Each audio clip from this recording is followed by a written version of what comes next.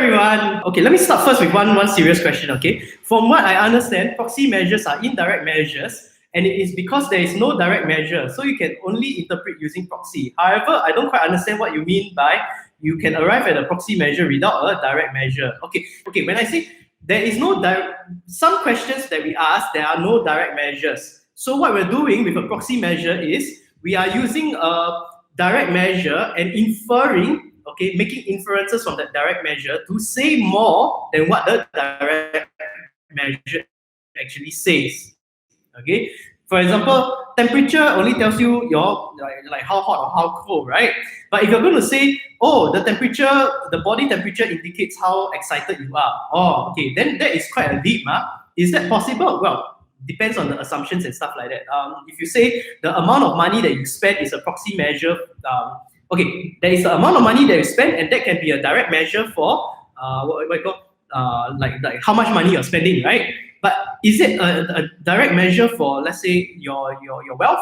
Like some people, like especially, okay, a good example is Instagram. People like to go and we like to see some people influencers. Oh, I hate that word. It sounds like influenza, right? So some people see, these people spend so much money, live such a wonderful life, must be very rich. Is that a proxy measure? Does expenditure indicate that you're rich? Not really, right? We're making again a huge interpretive leap. There is a gap, and then we're filling it with assumptions to therefore conclude that the person is rich. So that's what I mean when I say there are no direct measures for the question that we have. So we have to make use the direct measure as a proxy. We use some other direct measure as a proxy to give us to infer from that direct measure. All right. Here's another question. Let's say giving me a star for my service is a proxy measure to me being a good staff. Can we assume that those people who gave me a star like my service? Okay. Now, there are confounding issues as well, right? When we talk about things like stars and all that. Okay. Let me give you something to think about. Grab rating. Okay. Let's talk about Grab driver rating for a bit. Yeah, you use. So let's suppose you use Grab ride from home to NUS. Okay, it was an okay ride. You didn't die. You arrived safely. How many stars will you give? Right? Most people, okay, not say most lah. A lot of people will just say, yeah, it was an okay ride. I give 5. Some people will say 4 stars or whatever like that. Some people will say 3 stars because why? 5 stars, so 3 stars is in the middle, right? So you have this level of subjectivity. While we can all agree that 5 stars means good, among a lot of people, what we mean by 3 or 4 stars or 2 stars, right? Well, that in between it can be a problem. But now, and notice how the star system, in fact, even for teacher evaluation, teacher rating, all this, okay, is also very, very much dependent on a lot of what we call confounding factors. For example, maybe some people give 5 stars because of the safe journey or like, okay, uneventful. Some people give 5 stars because the driver was very, very pleasant. Yeah. So the measure that they use, basically they use very, very different value systems, right? Different value systems, therefore, as a consequence of this, we are essentially combining all the different value systems into a 5-point scale and assuming that it means the same thing. So it is very dangerous when we assume that different value systems can be conflated into one single value system. So that's something for us to think about. Of course, if you talk to some people in the social sciences, because people in social sciences do use this, right, for what you call to do subjective assessments, qualitative kinds of studies, right? So they will tell you that some ways in which we can mitigate this kind of things is we need to standardize. So there must be very clear instructions what the 1 to 5 stars mean. Right? Now, academic world, all these issues about biases and flaws and all that, they still exist, but not as great as in the working world. Because academic world, you have profs just grilling one another. In the working world, can a proxy measure be interpreted popularly as a direct measure due to factors like time and culture? We need to remember that it is always a proxy measure is always a proxy measure as long as you always have all these assumptions. Okay, so regardless of time and culture, what I can say is this: at a certain point in time, the assumptions might be right, but you can experience things like cultural shifts, shifts in values and stuff like that over the years, right? In which case, then we need to question the whether the proxy we use is a valid proxy, is still a valid proxy. So one example is university rankings, okay? Because academics are paid to think about all these things all the time, like measures and stuff like that. So after every few years, the people that do university rankings, they really engage in very deep discussions with one another, okay, about whether the measures they use are valid measures. So because they recognize that there are cultural shifts. In the working world, you don't have this, right? In the working world, what do people do? Oh, okay, lor. People say this is an indicator we use, lor, or some people just say, oh, this seems reasonable that we use. So you don't always have this kind of review system. Worst of all is when people say it is obvious that we use this. Yeah. So that is what's going on. So sometimes certain proxy measures are pretty good, but it is good for a particular type. Then the cultural type has shifted things. So we need to question whether this is still a valid proxy. Yeah. What is the most advanced concept that we will learn in this module? I will say greedy method. Now, greedy method, you will have what? Like what? One optimization, you can use greedy method to pursue one optimization criterion, right? The more complicated one, the one that the brain will fry a bit, will be trying to pursue two optimization criteria, which is actually what you're doing for pre-tutorial 3. And I want to say that most of the submissions are, by now, there's about 50 submissions for pre-tutorial 3. Most of you got it, no, not most, all of you got it. All the 50 submissions actually got it already. And I'm very proud of you. Look at that. You can understand greedy method and you can do two optimization criteria. So pretty cool, yeah? Now, I do know that a lot of you are struggling from week 1 to week 6, from the start to now, because why so difficult? Why so difficult? Actually, I should comment and say that you are undergoing a conditioning process. So all these exercises is actually to condition your thinking, so that when it comes to coding, your mind is already aligned with what the requirements for coding. Because many of us, we have very arts and social science, right? So we have a very non-linear way of thinking. This is connected to this and that. Computer engages in a linear way of thinking. So I need to condition you to think in a certain way first. When you can do that thinking, then no problem in actually doing the coding. Yeah, most people die when they learn coding for the first time, because they struggle with the thinking and the language. So now, first half of the semester, we settle the thinking first. Then when you come to the language, no problem. Then after this semester, you want to learn any programming language, no problem. Some of you have to learn R because of your major. No problem. One of my TAs, two of my TAs, they're doing this, and then they say, I'm so glad I took GET1050 because it's not a struggle anymore. So you struggle now for 6 weeks, and then it pays off. It will pay off very, very big time in the weeks to come, right? Okay, so let me go to the next. Okay, just a follow-up. What language are we going to learn? VBA, Visual Basics for Application. So you can do the coding for, you will do the coding within Microsoft Excel itself. If you're scared and you want to kiasu a bit, there's a lot of YouTube videos to learn that. Is it compulsory to do 2 optimization criteria for pre-tutorial 3? No, it's not compulsory. I leave you with the option. You want to do 1? Go ahead. You want to do 2? Go ahead. But don't do 3, because 3 is how you go crazy with it. Okay, so stick to 2 maximally. You want to do 1? I'm also very happy. Okay. Can I get some quick clarification on descriptive analysis versus diagnostic analysis? Descriptive analysis is what is going on. So let me just link to the group project. Group project, question 1 is, what is going on to the majority of passengers? So can you describe what is happening to the majority of passengers? In the scenario that you read, right? Something happened to a majority of passengers. So can you find out what is happening to them? And then tell me more, paint me a picture of what has happened to them. Now, after you answer question 1, please pay attention to the scenario in the CP1 document, because I got a lot of funny jokes that only make sense after you have answered question 1. Okay? Diagnostic analysis is what caused it to happen.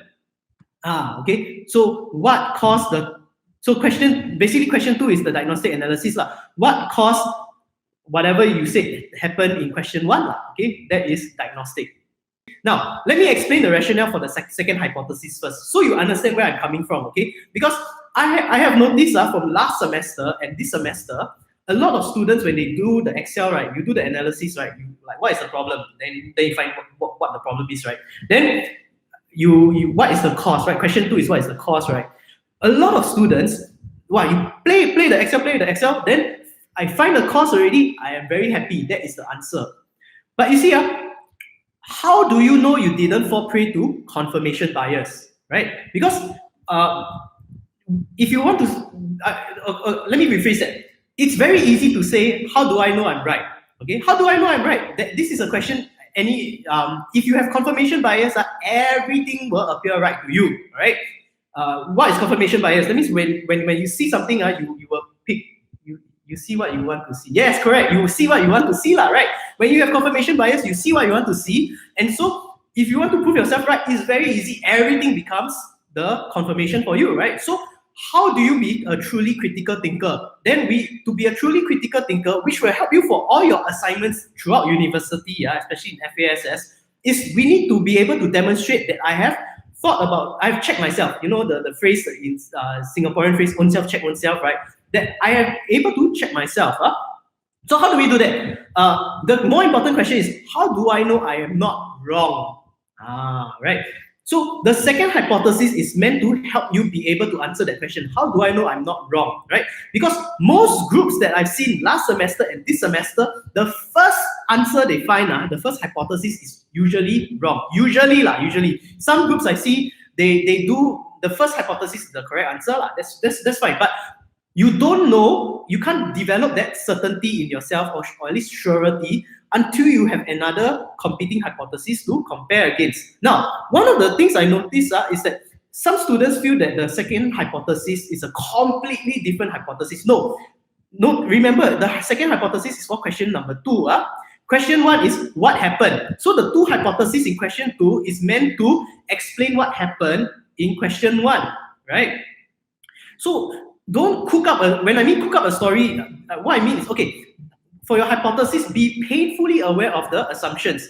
If you, because this is online and I cannot give the answers away, right? So I can only be very general. So I hope you don't mind. But like if you say that you need to see the claims. If you say the hypothesis is blah blah blah blah blah, how much of it can you ground in the data, right? Like I say already, this question, no proxy measure, so you can find direct measures. The numbers or whatever you find will answer, right? So sorry, I suddenly forgot what I want to say.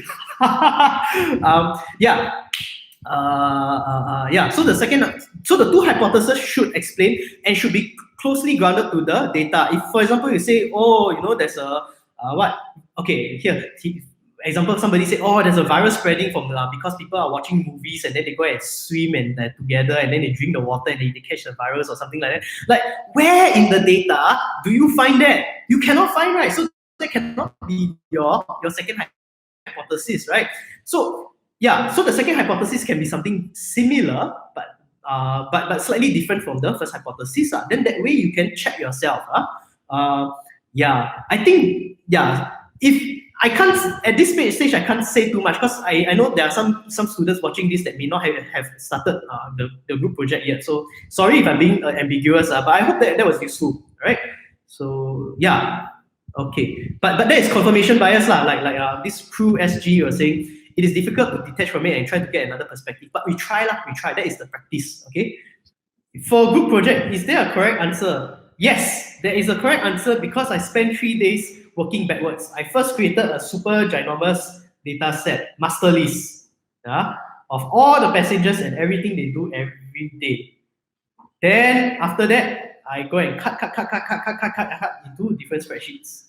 3 days, I start from morning, like 10 a.m. all the way until 1 a.m. just to make the data set. Okay, so here's a question.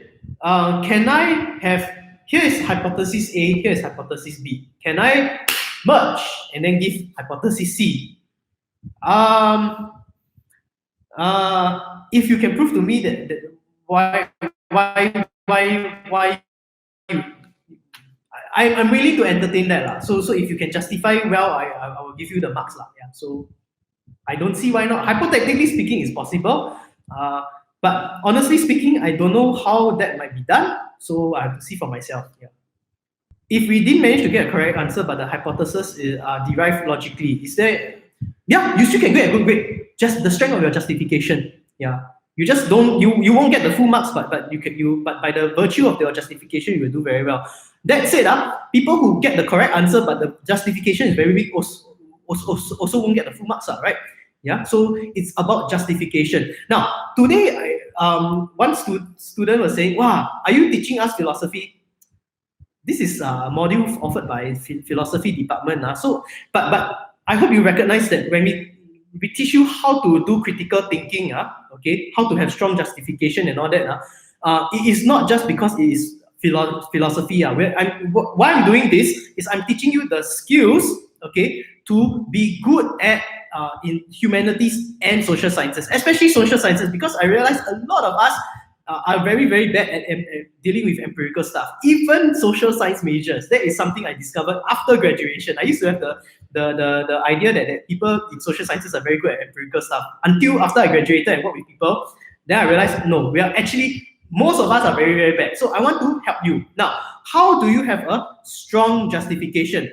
Okay, it starts first by recognizing that there's a difference between explanation and justification. Because up until now, when I read your pre-tutorials and some of the submissions for CP1, I still notice students engaging in the explanation strategy. Explanation assumes that the issue is correct already. What is the justification? You know, like lawyer, you watch those courtroom drama. I know, law and order, right? So law and order, the lawyer, the public prosecutor is always has to present, right? This is exhibit A, this is exhibit B, but that is not enough, especially when you're dealing with empirical stuff. Because like one common mistake that I see in many assignments is a student say, "Nah, here's a pivot table, here's another pivot table. Hey, data needs to be interpreted, so I need to also hear your interpretation. So you need to convince me, right? Here is this, and then explain. Okay, sorry, not explain. You need to justify. This is significant because of da da da da da da da. Here are the assumptions. Here are some assumptions that are underlying this. It is reasonable because of blah blah blah blah blah blah blah. Okay.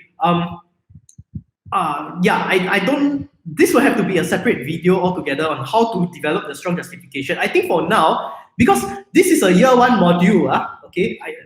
Let's get the expectations right first. This is a year one module. It's a level 1000 module, so I don't expect you all to have perfect strong justification. I think as a start, we do our best to start to try our best first. Okay, where we can help is through the assignments. Okay, then I will talk about things here and there, and we learn. Yeah, okay. I can do another video on how to develop the strong justification. Okay, so yeah, but most importantly, always question your assumptions, because where a lot of justifications become weak is when things are asserted, like as though it's very obvious. I hear students say, "Oh, it's very common sense." Oh no, even better. One student said, never mind. Okay, yeah. So we always like to talk about common sense, like it's very common. But I want to let you know that common sense is common or appears common because nobody dares to admit not having common sense. Okay, so it is common sense because people share the same assumption as we do. But in the real world, a lot of people don't see the world the same way that you see the world. The way I see the world, you also don't see the world the same way as I do, right? So we need to recognize when we are making assumptions, okay, and when we are not making assumptions. So those things that are assumptions, then we need to be very, very clear about it and justify how we even arrive at this point. So a lot of students that argue the justification is weak because in the first place, they take all these things for granted and they don't justify a lot of things. Like you say, for example, oh, X it's very clear that people with that do this are like that. How you know? How is it clear to you, right? So inside your head, you had a lot of assumptions. So make that explicit. So that is a stepping stone. Make that explicit, and then you question yourself: is this really worthwhile? So yeah, okay. I think I spent too much time talking about justification. Let's move on. Are the answers very complicated to get? No, the answer is quite straightforward. Most groups seem to get it for checkpoint one. So I don't have to. You don't have to worry about it. Yeah. So the second hypothesis, like I say, should not be some fantastical story where there's no basis in the data. You look at the data, like you see this one looks like the obvious answer. Then you see this other thing in your pivot table, like competitor, right? Then this is your second hypothesis. So then you just investigate. Form a watertight argument where not so easy for somebody to go and kind of poke hole, right? Okay, so to justify, I need to explicitly explain my assumptions and my thought process, and tell me why you are right. Okay, yeah. So to explain, you need to explicitly explain your assumptions and prove that you're right, lah. Why is this assumption? Why should anybody hold that assumption? Okay. What is the policy regarding using prior knowledge like other Excel knowledge in assignments? Okay, whatever background Excel knowledge you have, you can go ahead and use it. But everything that is taught in lecture 2 is sufficient to do the assignments. Okay. Why I'm being very explicit about this, because some students who know more, sometimes knowing more can be a what you call double-edged sword. So you know more and then you think you can really go very far with extra things that you use. But sometimes you use this. One of the problems I noticed with students, especially here teaching in FASS, before that I was teaching the entire university. I was teaching engineering, computing, business, and art students. So now I see specifically art students. One thing that plagues us arts people is we tend to overthink, right? So it is something that we need to be very, very careful of. So having prior Excel knowledge, let's say you know all kinds of other formulae, that can also be a double-edged sword if you overthink everything. Yeah. So a lot of the assignments I notice, people say, "Wow, I take 10 hours or whatever," and when I talk to some students about it, it turns out that a lot of time is actually spent just overthinking the question. So we need to be very careful about that. Right? Why can't there be more individual work and less group work? Because why I have the group work is because I want you to learn how to engage in peer teaching with one another. All right, several reasons. One, group work, because I tell you nowadays when I surf Reddit, Reddit and NUS Whispers, I tell you, depressing, man. Reddit, a lot of people say I don't have friends, I don't have friends, I don't have friends, I don't have friends. Then you go NUS Whispers, I don't have friends, I don't have friends, I don't have friends. Then last semester, I told one student, why don't you discuss the quiz with your friends? Then she tell me, oh, I don't have any friends. Wow. Okay, so I help you get friends. Yeah, so the group project is designed, the project is designed in a way such that it levels a lot. Okay, so for most people, you should be able to develop very, very good friendships. I tell you what, my classes last semester, so many of them become very good friends. Wow, one group in particular, after every tutorial, they go and eat mala together. Wow, that's amazing, right? So I do hope you develop the friendship. But let's talk about it from an educational point of view. Like as Elwin has said, group work allows you to explore more viewpoints. That is very, very important. Especially, you notice we keep talking about preconceived ideas, assumptions, biases. How do you identify your own bias? You can't, right? So you need somebody to be a mirror to help you recognize your own false assumptions, your own false preconceived ideas, right? Now, that being said, it becomes very obvious to us, okay, when one person tanked the project. Because when one person tanked the project and never discussed with the group members what happened, the bias will be super strong. Yeah. I scored 7 upon 10 for pre-tutorial. The median is 8.5. Is there still hope for me for this module? Yes, there is still hope for you in this module. Don't forget pre-tutorials. We got 4 pre-tutorial assignments. Each one is 10 marks, but what is the weightage of pre-tutorial? 15%, right? Okay, so you do the math, 15%, how much is that reduced to? In the end, if you got 7 and the median is 8.5, and then you rescale to the 50% weightage, it's pretty negligible, right? Yeah. So So don't stress over that. I tell you what you should worry about. I mean, make sure you do the work. Be consistent in your work. Uh, Class participation. What's important is I've written this in the document on class participation. We want to encourage you to, because we learn best when we help others. So we look out for students who really go above and beyond the core of duty to help their fellow group members. When you help them explain the concepts to them, that is what we call, there's this paradigm called peer teaching. So when we see that you do that, wow, you hot already, right? Class participation we give you, all right? So this one is not a secret. We already stated in the document. Help your group members, help each other, and then that's how we help you. Okay, are all GETs under philo? No, because most GET module, T stands for thinking and expression, right? And most GET, in fact, almost all GET modules are FASS modules, right? So because of that, the people on top say doesn't make sense for FASS students to do another FASS module to satisfy the T pillar. So then since the NUS president says everybody must have some kind of computational or coding literacy, so then they say, okay, so since everyone has to do a FASS module under GET, right, then all the FASS people will do a computational reasoning module under GET. That is the quick story. Okay. Oh, I want to say one more thing, because I know some of you are saying the workload is very heavy. So let's let's be on the same page together.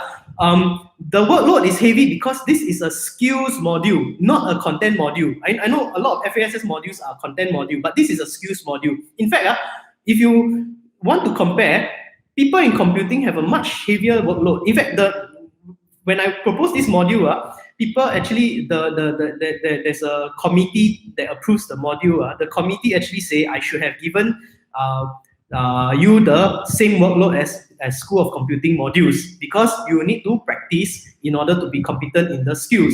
I don't want to burden you with all this, but so the workload has been calibrated to be just enough. It's just enough. It's definitely less than what the people in computing are doing, but just enough to acquire the skills. In fact, compare this module with the OGET module. That module was taught by computing. The workload is heavier than this module. Just to let you know. So I hope you understand that actually it's a skills module. If it's a content module, I can just give you 2 essays and we're done. But because it's a skills module, I do need to drill you in how to practice and apply the hard skills and then later on the soft skills. Would the skills we learn in this module be very helpful for us in the workforce? Yes. The skills I teach you is super useful for the workforce. VLOOKUP and pivot table, you know this, you are king and queen of the office, okay? Now, I don't know if you saw this article, go and Google Mothership CID contact tracing, okay? There is a photo that they show, okay? That photo, they blurred out the monitor, but basically 3 CID officers, they said, they did the contact tracing and they're able to identify the people that class, where was the cluster for the coronavirus. Even though they censor the screen, you look very carefully, you can recognize it's Microsoft Excel, right? You know that green color bar at the top, that is Microsoft Excel. What you are doing for CP1 is essentially what the 3 CID officers did for contact tracing. Not just what the CID did. My friend, okay, he's a philo major, okay, and he is working in Alibaba. So I talked to him, before I started teaching this module, I talked to him, I asked him, what do you do for work every day? Then he tell me, then I'm like, oh, that's what you do. So I am simulating the kind of work that he is doing, right? So if you enjoy doing this kind of thing, you're investigator, then you play the spreadsheet here and there. Then, all this, what you call, so you can do all this as a data analyst. Now, there are different kinds of data analysts. There is the kind that just do the technical stuff. They are the ones that will just play with the equations and stuff like that. You make the models and stuff like that. But there is a different kind. The one like my friend, the philo major, the one that is doing the data analysis is another kind, which is linking back to the business operations. That is something you and I are very well equipped to do. Not just people that go business school. Arts and social science people can also do that. So yeah, the stuff you learn is very useful. In fact, one of the things that you'll soon appreciate in the semesters to come is that if you do other modules that have data sets, you'll be very, very glad that you learned this. Like one of my TAs, he was telling me the other day, he's doing a 3000 PS module. You see the data set I give you, how small is your Excel file? A few hundred KB only, right? The prof go and give him the data set 300 megabytes, 300 megabytes. Then you see CP1, there's only like what 3000 records, right? His goes to what 6 figures, yeah. So, but once you know how to play with the tools, no problem, yeah. And when you go out to work, also you will use all this data analysis stuff. Coding, coding is very, very useful and is starting to become the norm nowadays. So, you learn one language, okay. Once you learn one language, it's like dialect. You learn one language, it's very easy to learn another language. Yeah, I started learning C++, right? Then I went on to learn like PHP, Java, and then suddenly last year they tell me you need to teach VBA. Then I learned VBA. Oh, I learned Python also lah. Yeah, all these things all learn on the go lah. Once you learn one language, you can learn everything already. So it is super duper useful. How do I find a job I'm satisfied with? Okay, this one. Okay, for those of you who didn't see the YouTube questionnaire, the questionnaire on the Google Forms, I thought, okay, since this is a live streaming, yeah, some of you say, yeah, YouTuber, okay, I'm trying to be a YouTuber lah. But I thought it'd be fun, like, if you have personal questions or you have like adulting questions, instead of me always just telling you stuff about Excel and algorithms, I thought it'd be fun to have think of it as like personal conversation. So you want to learn more from, think of me as a senior, right? You want to learn more from me. Like some of you say, wow, adult life, adult responsibility, very difficult. So okay, what you want to learn from me, I'm also very happy to help you. Okay, so one question is how. So the one student asked the question, which is how do I find a job I'm satisfied with? I think that one is one of the issues. I think that's a very interesting question. I won't spend too much time so I can talk about other computational stuff. There are two approaches. The one that you normally hear is pursue something that you're passionate about, right? But I think we need to also be aware that passion is also developed. We also develop passion when we do stuff, and once we get the hang of stuff and we realize that we do it well, we also develop the passion. Yeah. So my favorite book is this guy called by Scott Adams. You know the guy that draw the Dilbert comics. So he wrote a book. I forgot the title right now, but if you want, you send me an email or message me on Telegram. So he wrote this book and then he says, okay, here are all my achievements, like 2 pages of achievements. Then after that, he went on to say, you would think that I'm very happy that all this was natural passion that led me to where I am. But let me now tell you all my list of failures. And then for several pages, he just tells you hundreds and hundreds of failures. And then he says, we only remember the successes. And his life lesson, which influences me a lot, is you don't need to pursue things that you're passionate about. Just find the things that you're good at doing and do it very, very well, and then you'll be passionate lah. Yeah. So I know that I can share my experience as an undergrad. Last time when I was in your position, I used to compare myself. Why I don't have all these grades? Then after a while, I realized I've come to the enlightenment, so to speak, that actually I can just I just need to do the stuff that I'm good at. I don't need to compare. There will always be people who will be better than me, and I just need to do the stuff I'm good at and just excel. Excel. Yeah, I just excel in the stuff that I'm good at, and people will come to me for the things I'm good at. And then for people who are better than me in other things, okay, I'll go for them. We let them go and pursue that. All right. So yeah, then that way you're less competitive, and that is why for me, I recognize that many of my TAs and many of you also are way more talented than me. So I want to help you grow and develop your potential. Right? Okay, let's start with some simple questions. Did you go for SEP summer or winter school? No, I did not. So yeah, why? Because I don't like to travel. The weird thing is, even though I don't like to travel, over the years from work, I have to travel for all kinds of work-related reasons. So that's kind of strange. Okay, then do you think machines will replace us? No, machines will never replace us. There are two ways of thinking about it. One is there's a very optimistic way of thinking, which is that machines, especially with AI and all that, we will go towards what is called augmented intelligence. So it is, you know, like how now we use algorithms, technology and algorithms, hardware and software combined to be able to see very far into the universe. Yeah, because the optics alone can only see like this much. Then you combine it with like optimized computational photography. Yeah, you can actually see much further, right? So that one viewpoint is we can maybe the future is that we will have augmented intelligence. So technology will augment our ability to remember and think. Maybe, I don't know. That is a very optimistic one. The other one is a very pessimistic one. Have you heard of there's this group of people called the Luddites? Yeah. Now the Luddites were people. Okay, they're normally associated with people who hate technology. Okay, but historically the Luddites were a bunch of people that make textiles. Okay, and they hand weave the textiles, and then what happens is somebody invented the weaving machine, right? To make textiles, but just not say automatically, but the machine helps to cut down a lot, right? What did that do? This kind of machines actually help to democratize specialist skills, because in the past, without these machines, you need to rely on very skilled craftsmen to make very good textiles. With machines, any Tom, Dick, and Harry can make textiles. But what was the Luddites complaining about? They were complaining that, oh, now that you let any Tom, Dick, and Harry do it, there's an overall drop in the quality of the production. So it's they're going for in the aesthetic things. So like you think about music, think about art. In the past, when you leave it to experts, wow, we got a lot of wonderful things, right?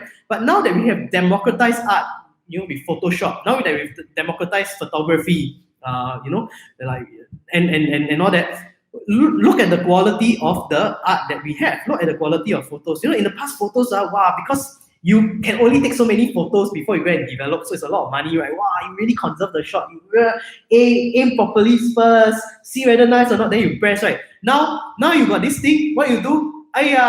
Oh, my breakfast look like side. Also, you take photo. Wow, I spent $5 on coffee. You take photo. So there's an overall drop in the aesthetic quality of the things we do. We democratize, and so things become very meh. So the Luddites, they have a very pessimistic idea, which is the more we go into technology, the more mediocre we will become in all the things around us. Who's correct? I leave you to think about it, lah. Akashi Seijuro, what do you think of Greek philosophy? I want to say something about Greek philosophy. I think Greek philosophy is very fun to do. You have Plato, and then you have Aristotle. I personally am a huge fan of Aristotle. Unfortunately, we don't have this offered in NUS, but when I was an undergrad, I had a professor from America who was here for a while. Then she teach us the other Greek philosophers that you rarely hear of. In fact, we also studied Pythagoras as a philosopher. Now, here's the fun fact. It is not pronounced Pythagoras. Properly speaking, it is pronounced as Pythagoras. Pythagoras theorem. Mr. Pythagoras. Yeah. Pythagoras has a very strange he has a very strange religion. It's a religion of numbers, and they have this thing where they're against they're against beans. Like Jewish and Muslims is no pork, right? For the Pythagoreans is no beans. No beans. Then you go Central Library, there are books on about Pythagoras. One of his most famous lines is, beans, stay away from those wretched beans. Yeah. And then the stories of the divine life of Pythagoras. And then one of the stories I remember reading as an undergrad, what did the beans do? How I know? Yeah. Well, one of the things that appears in one of the stories was, one day Pythagoras was just minding his own business and walking, and then God appeared to him in a big cloud, and then he says, "Hello, Pythagoras." And then the story just ends there, full stop. And I read the book like, walao, waste my time. I don't know what the beans do to them, lah. Maybe it makes them farty or something, lah. Yeah. So, but yeah. So they I don't know what they do for worship. Maybe they do mathematical proofs. So imagine they go to church, then they take out tutorial worksheet, do trigonometry. Not my religion, not my religion. Okay, maybe you step on the bean once. Yeah, right. Beans are disgusting. Yeah. So good you can be a Pythagorean I tell you one. You know the Mr. Bean theme song. Have you heard the Mr. Bean theme song? Ecce homo qui est faba. Ecce homo qui est faba. It is Latin for Ecce homo, behold the man, qui est faba, who is a bean. Yeah. It's very funny because some churches actually sing it thinking it's a church hymn. Yeah. Do you know in my time, when we plan timetable, we do on pen and paper? Yeah. It's only towards my final year that somebody made NUS mods for his or her final year project. How far we've come, yeah? No, sorry, unfortunately I don't have kids. Yeah, so no cats also. I know some of you saw the cat in the video. That one is my friend's cat. You know why? Because my wife is a dog person, I'm a cat person. So yeah lah, like that lah. Yin and yang. Which year was that? You guess my age lah. Yeah. Okay, NUS mods. So it's very fascinating to see how far we've come. Okay lah. I tell you what, it's past the 9:30 timing. So I had fun talking to you all. I hope you had fun learning. And I talk about some life stuff and all that. I hope you found this useful. So anything once again, please send me your questions. All right. So I wish you all the best. Don't get too stressed out. Okay. So anything can come chit chat with me lah. All right. Okay. So good night. See you. Bye bye.